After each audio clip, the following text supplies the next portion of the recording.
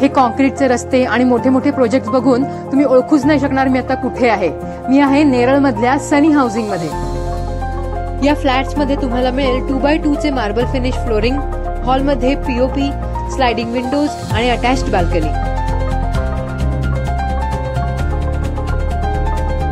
Kitchen मध्ये granite platform आणि त्यावर टाइल्स, एसएस सिंक आणि ब्रँडेड फिटिंग्स.